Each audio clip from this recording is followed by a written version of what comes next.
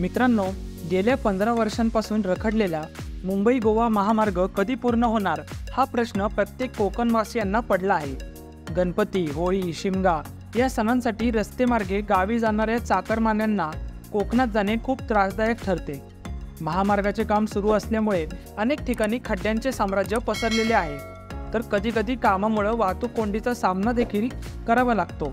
मात्र आता मुंबई गोवा महामार्गाचे काम जूनपर्यंत पूर्ण होणार असल्याची माहिती नितीन गडकरी यांनी दिली आहे।